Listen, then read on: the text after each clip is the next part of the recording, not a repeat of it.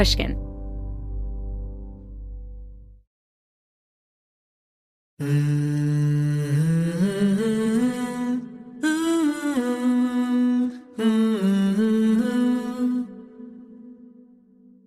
Hey everyone, I'm wishing you a happy and peaceful Thanksgiving week. It's my favorite holiday of the year, and I like taking a moment to reflect on all that I'm grateful for. So many of the conversations I've had on this show have changed me for the better. One of these was with psychologist Kristin Neff, who's an expert on the science of self-compassion. I had a lot of misconceptions about self-compassion going into this interview, like that it's self-indulgent or it's a way of letting ourselves off the hook for stuff we should really be taking accountability for. As you'll hear, I shared this skepticism with Kristin, and she told me about some fascinating research that challenged many of my assumptions. We'll be back next week with a new episode, but until then, I hope you enjoyed this conversation and that it helps you be a bit kinder to yourself. And as always, I'd love to hear your thoughts on the conversation. I'm on Instagram at Dr. Maya Shankar.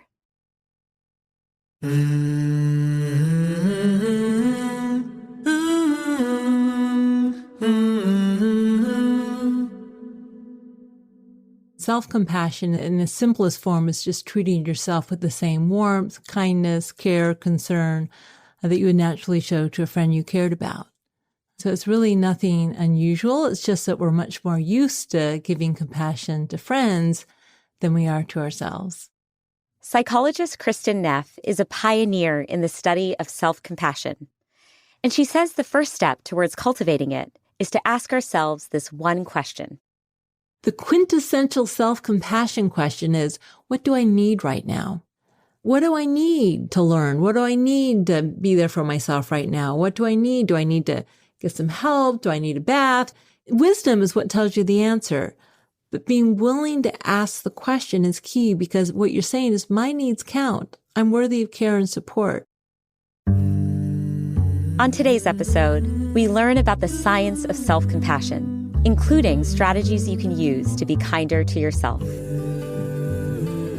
I'm Maya Shankar, and this is A Slight Change of Plans, a show about who we are and who we become in the face of a big change.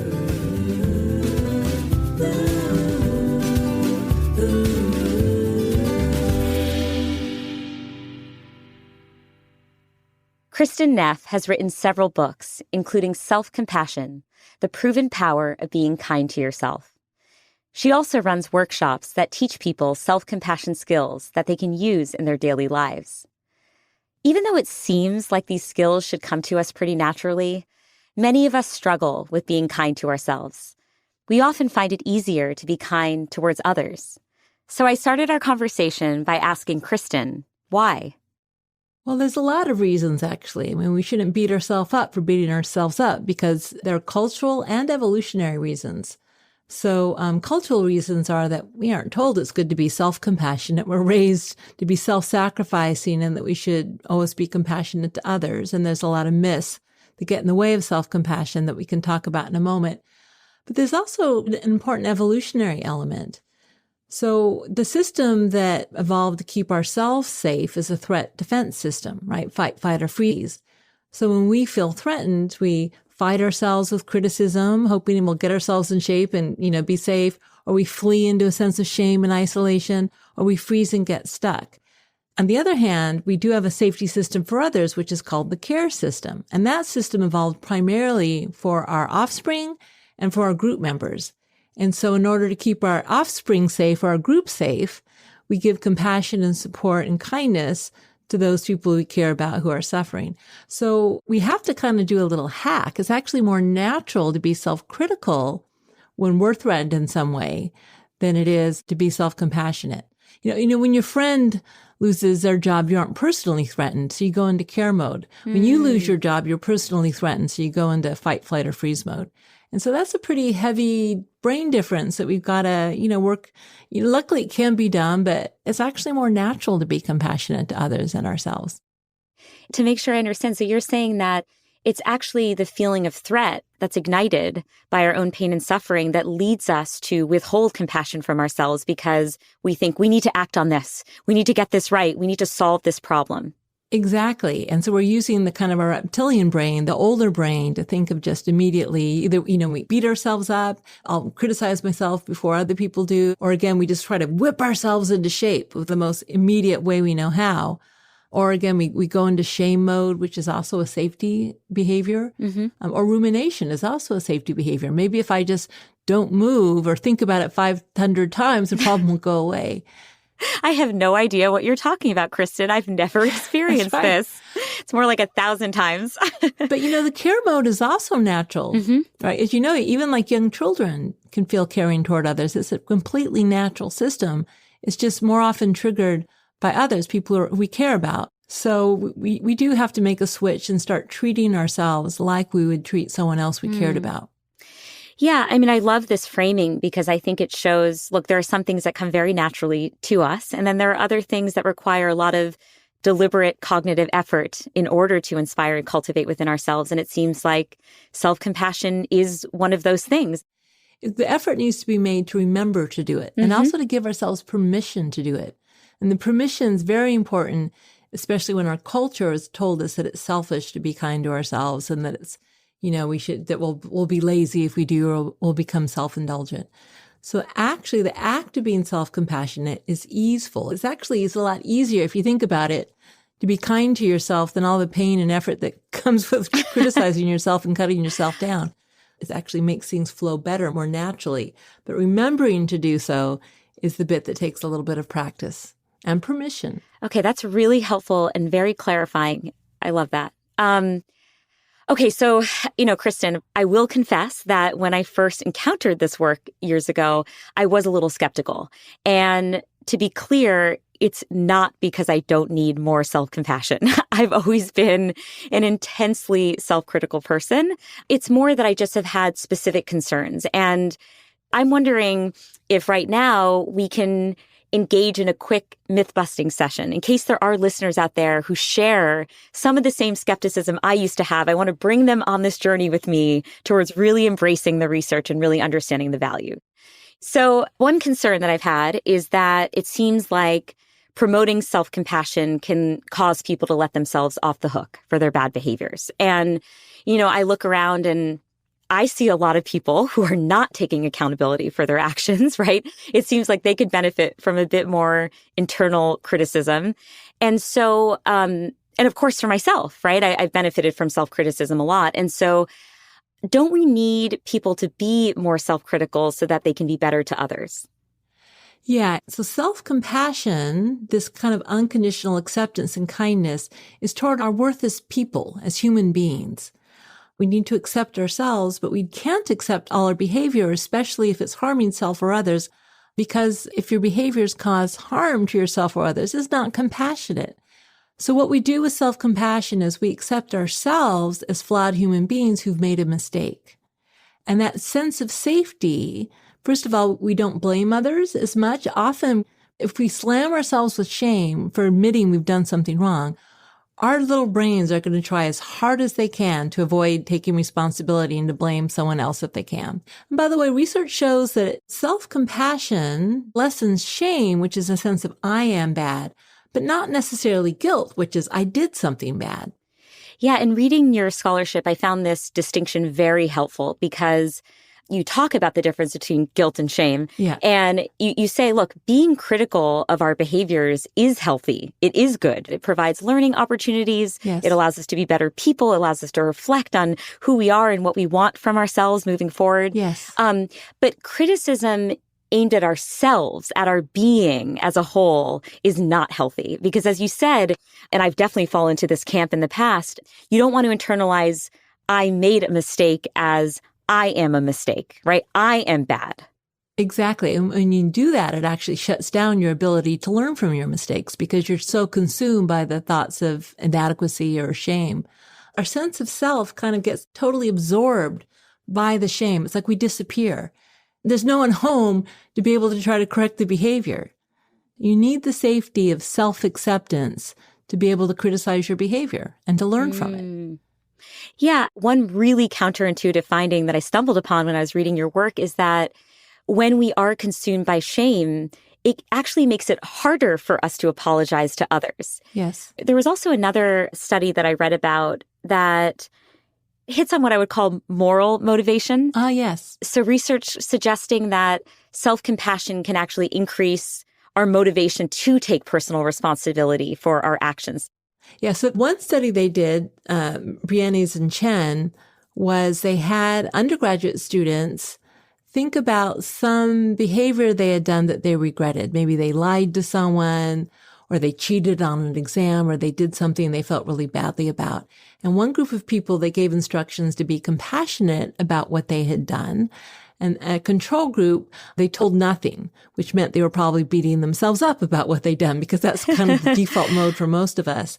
And what they found was that the students who were told to be compassionate about the mistake they made, when they were asked, how motivated are you to either apologize or actually to repair the mistake in some way, they found those who were told to be self-compassionate were more motivated to repair the situation and to apologize. Wow. So another myth that I'd love you to bust is that self-compassion is demotivating. And this one's personal. So my husband, Jimmy, he loves playing competitive squash. Okay, he's obsessed with squash. He's obsessed with getting better. And he's so self-motivated, but he really berates himself when he has a poor performance. And as someone who really loves him, I hate seeing him in this self-beration mode. Like, it's pretty painful after a tournament or after some competition for him to be like, oh God, why did I do that? Or, I messed up, or I didn't play my best. But when I tell him to stop the self-criticism, to curb it a bit, his counter argument is that he doesn't want to lose that part of himself because it means he might have less motivation to work hard during his next practice session. And so, yeah, give me a good argument with my husband. Yeah, well, I'll give you the argument, then I'll give you the data, because this one is also very, very clear, is that self-compassion is a more effective motivator than self-criticism. So self-criticism does kind of work. Clearly, it works, gets people through med school. It probably motivates your husband. But the motivation comes from fear. I have to do better or else I'll slam myself. And that's motivating. No one wants to feel like they're a bad person or a loser. So that does provide some motivational power, but it also has some maladaptive side effects, which is, first of all, performance anxiety, right? So we want some anxiety to feel like, okay, it's important that I work, but performance anxiety, which is kind of fear of if I mess up, I'm going to be a loser or I'm going to shame myself, that actually stands in the way of our ability to do our best. It also undermines our self-confidence. But this is really key. It undermines our ability to learn. It's very similar to what we were just talking about.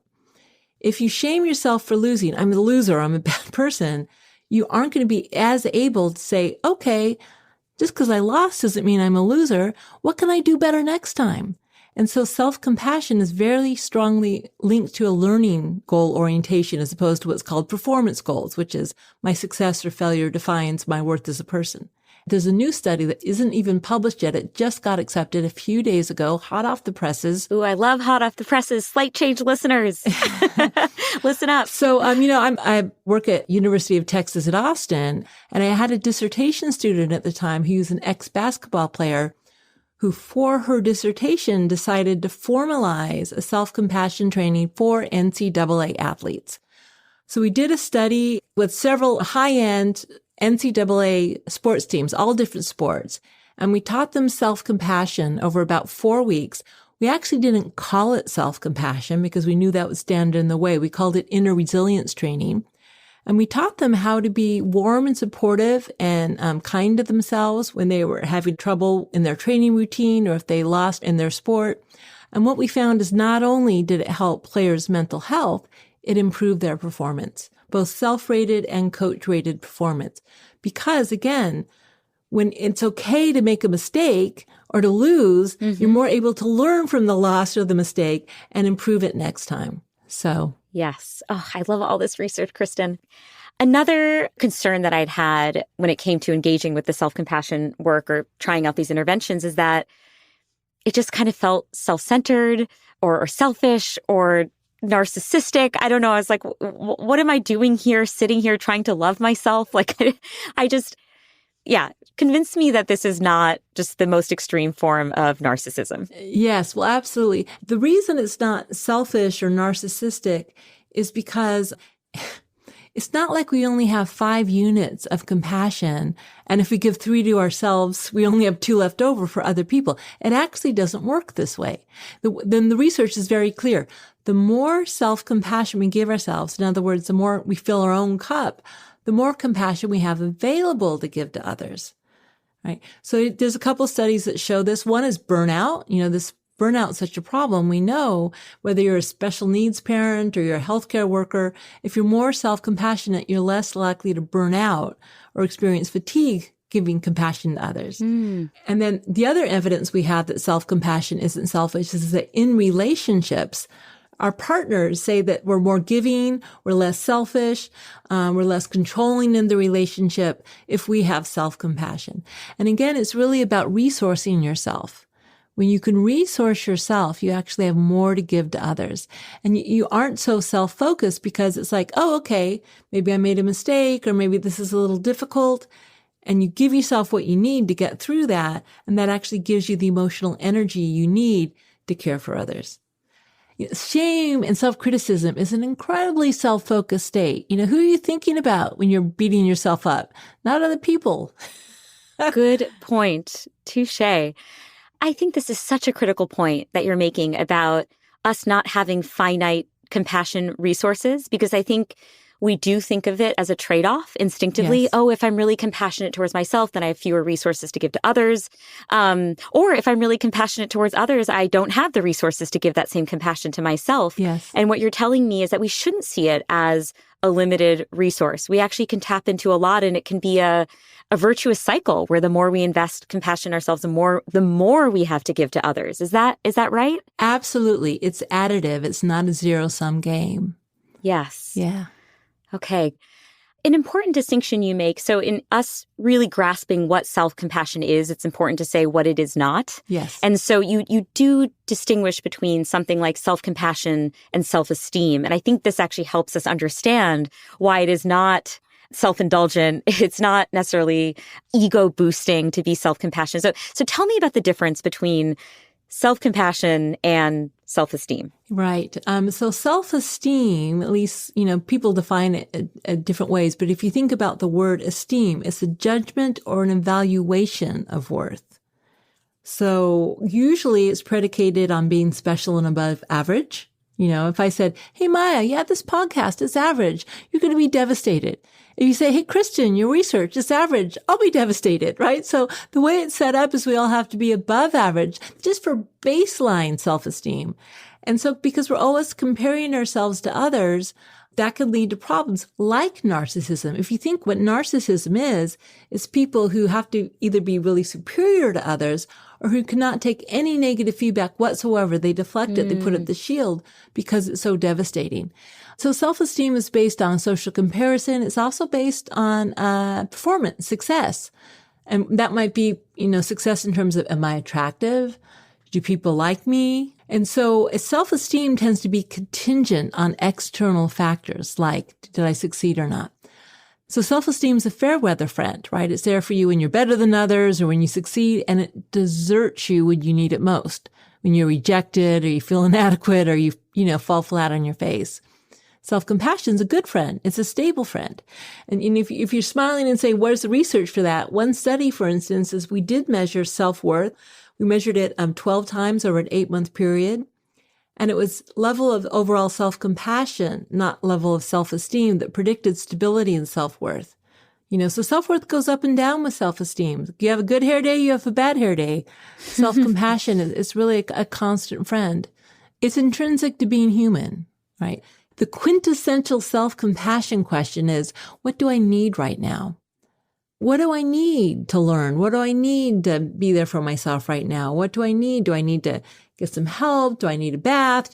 Wisdom is what tells you the answer. But being willing to ask the question is key, because what you're saying is, my needs count. I'm worthy of care and support.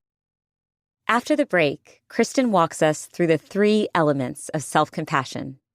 Then she shares a helpful exercise so we can start practicing this skill in real time. We'll be back in a moment with a slight change of plans.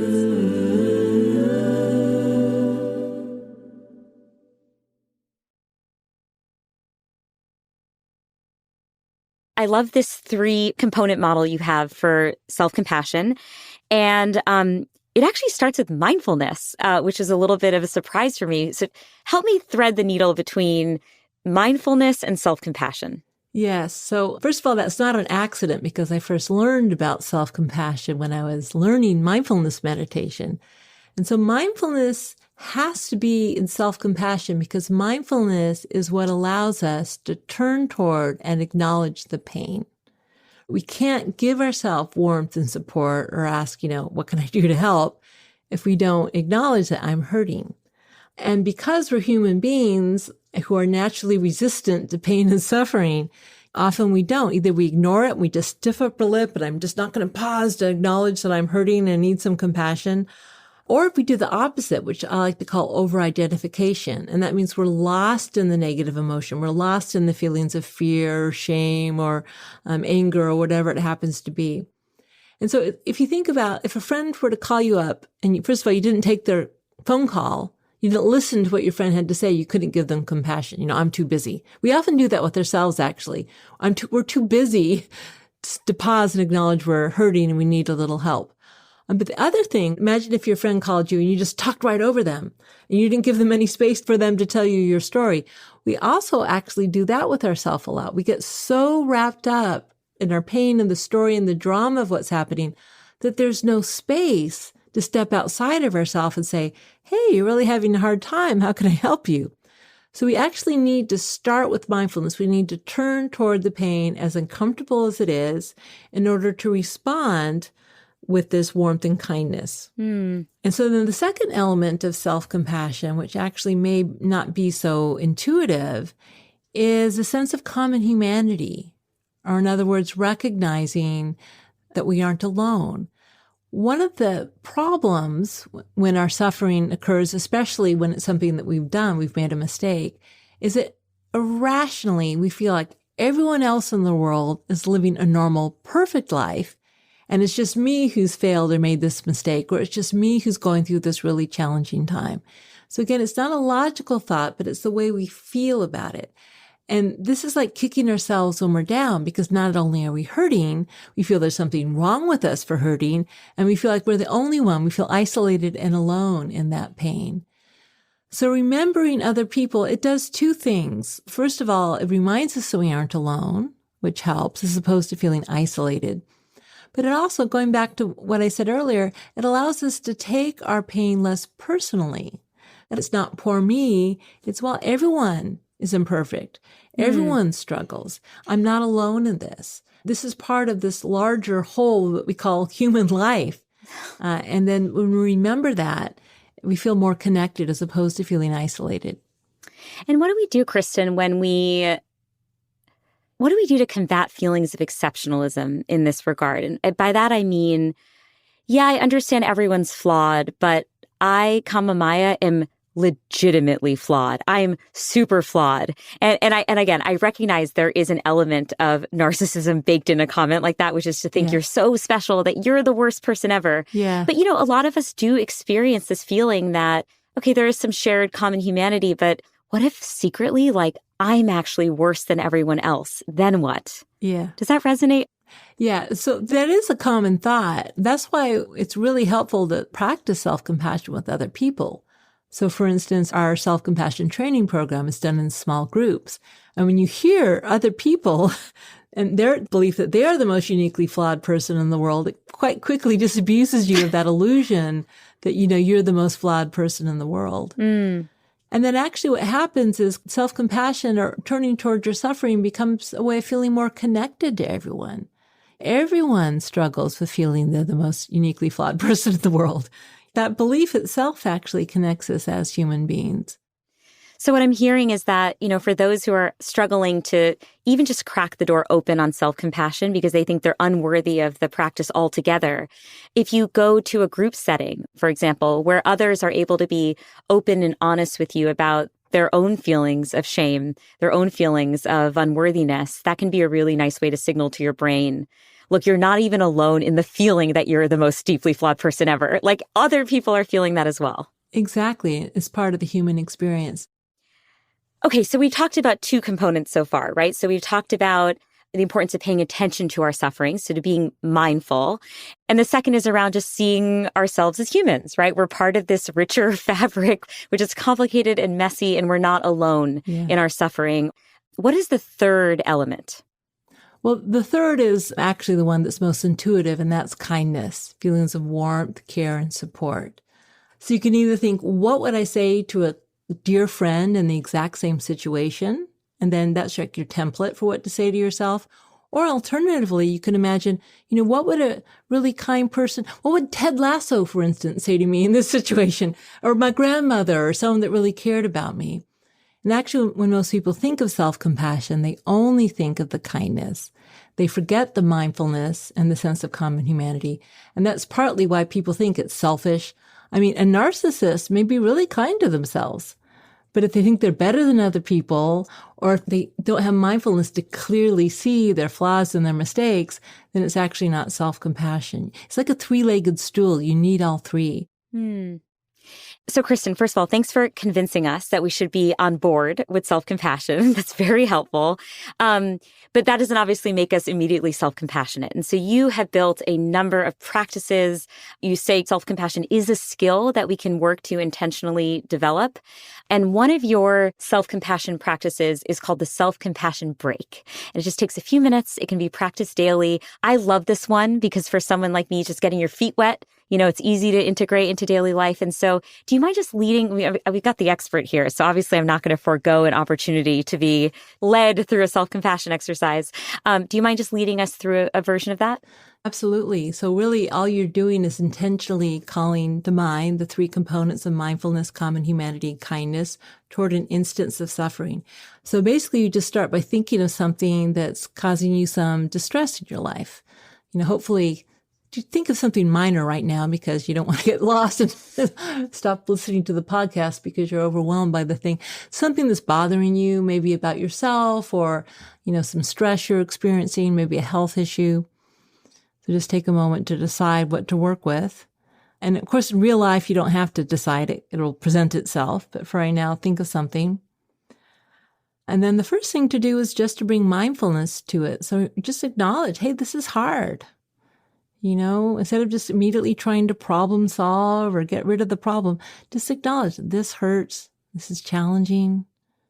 And then remember the humanity of this situation, right? This is part of life. Being human is not about being perfect. People make mistakes. You aren't the only one. Just taking a moment to remember that this actually connects you to other people. You aren't alone in this. And then try giving yourself some kindness because it is hard. Maybe thinking of what you would say to a good friend. Imagine if you had a really good friend who is experiencing the exact same thing you're experiencing. Just take a moment to do that. Right? What would you say? What tone of voice would you use? Right? And then just try saying something similar to yourself. Maybe, I'm here for you. I'm so sorry. This is so difficult. How can I help? I care about you.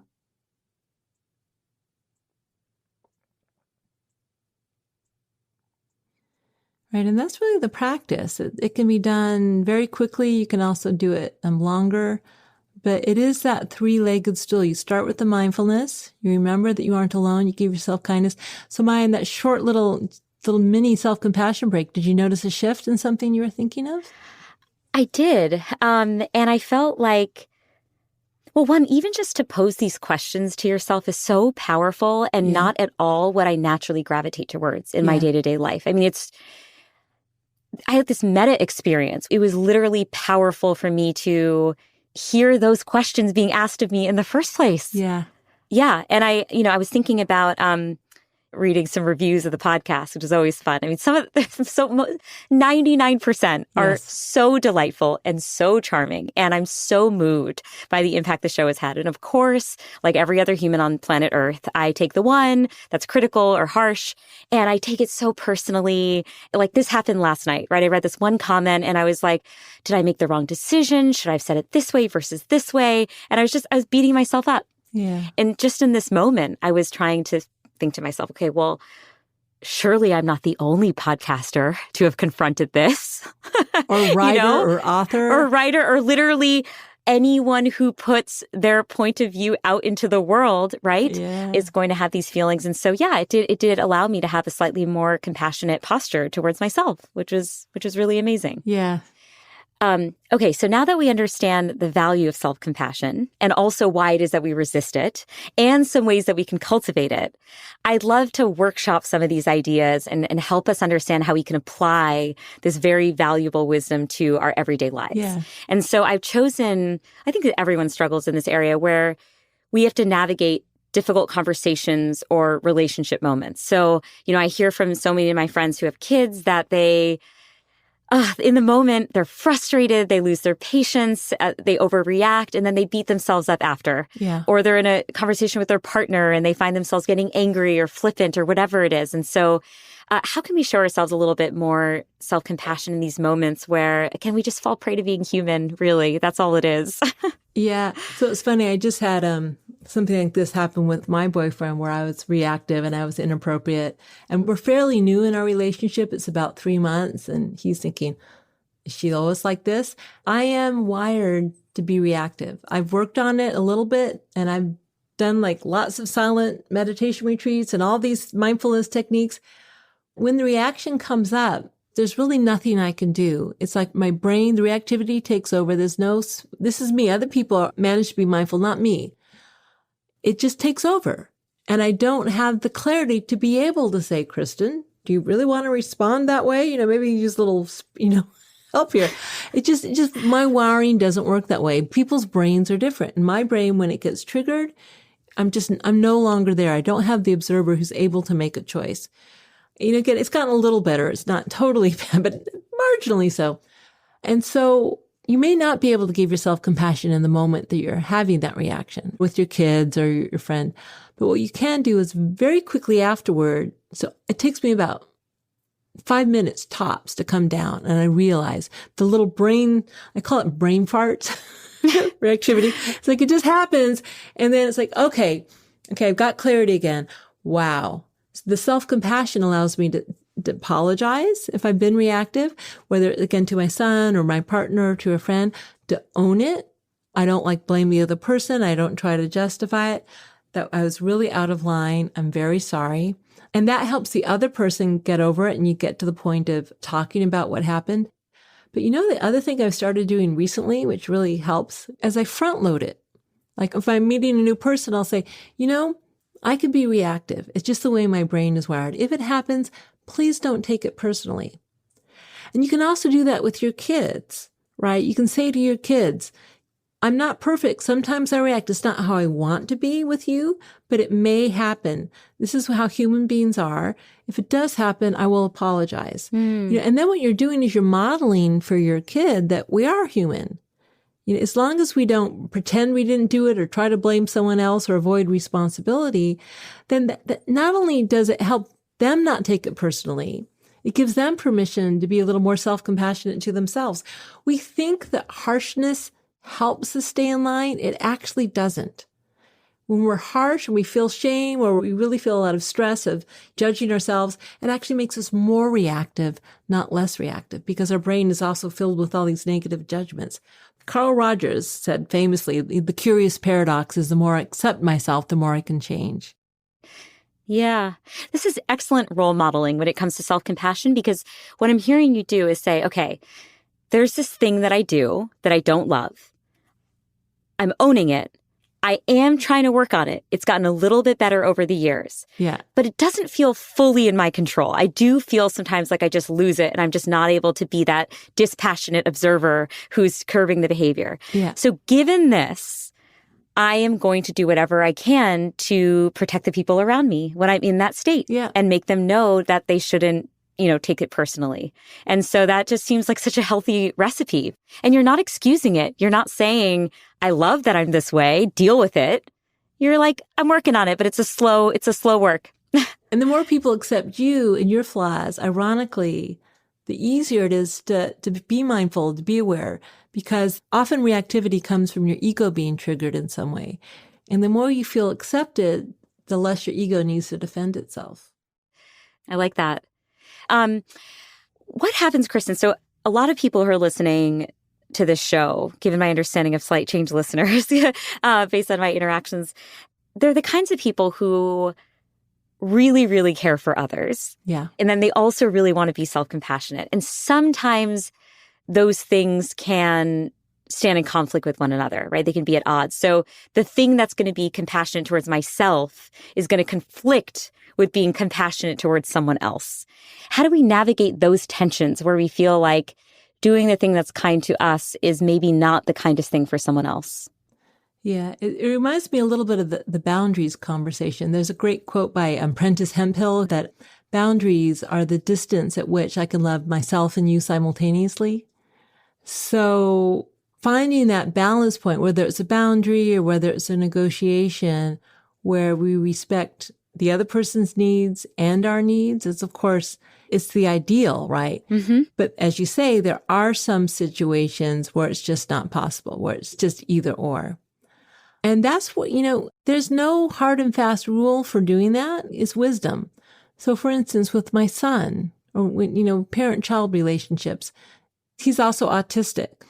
So when he was younger, you just make the choice to put your child first. It's not even necessarily that difficult a choice. And by the way, it's not like you're ignoring your own needs, because if your child is unhappy, you're going to be unhappy. Or if the relationship is poor, you're going to be unhappy. So there's also some benefit for the self. But now that he's older, for instance, and he's doing great, by the way, I can say, I would love to take you to the zoo, but actually, I'm sorry, I've got other plans that weekend, Self-compassion doesn't provide answers about how to resolve a conflict, but what it does do is it allows you to access your wisdom, to think of it from all sides. Again, you don't prioritize your own needs, but you don't subordinate them. You don't make your choices based on whether or not people are going to like you. You make your choices from care for yourself, care for the other person. And you also, give yourself the safety to know maybe we'll make a mistake. Maybe I'll try this and it won't work out, so we'll have to try something different. But a lot of people, when they're starting out, absolutely. I got an email once from a woman who said, "Thanks for giving me one more thing I'm bad at." So that's why it's so important to give yourself some kindness about that. It's not totally natural to be self-compassionate. It is a practice. You do have to learn, and pain will still arise, mistakes will still arise, shame will still arise. But what you do with self-compassion practice is you learn not to exacerbate it through harsh judgment or taking things personally or running away with the storyline.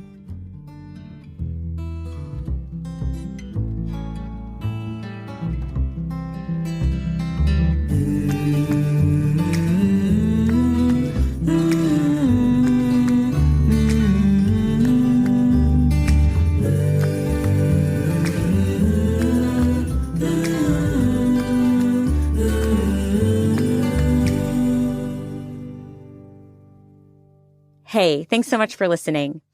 If you enjoyed my conversation with Kristin, you may also enjoy a conversation I had with a psychology professor, Ethan Kross. The episode is called The Science of Our Inner Voice. Ethan and I talk about strategies to rein in our mental chatter, like that pesky inner voice that tells us we aren't good enough.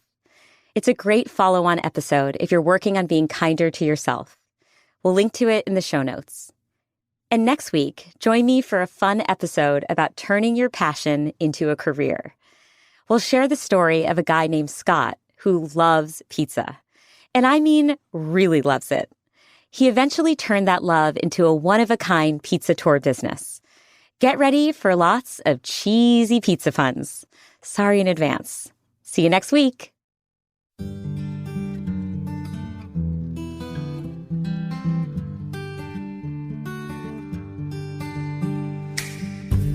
A Slight Change of Plans is created, written, and executive produced by me, Maya Shankar. The Slight Change family includes our showrunner, Tyler Green, our senior editor, Kate Parkinson Morgan, our producer, Trisha Bobita, and our sound engineer, Andrew Vastola. Luis Guerra wrote our delightful theme song, and Ginger Smith helped arrange the vocals. A Slight Change of Plans is a production of Pushkin Industries, so big thanks to everyone there. And of course, a very special thanks to Jimmy Lee. You can follow A Slight Change of Plans on Instagram at Dr. Maya Shankar. See you next week.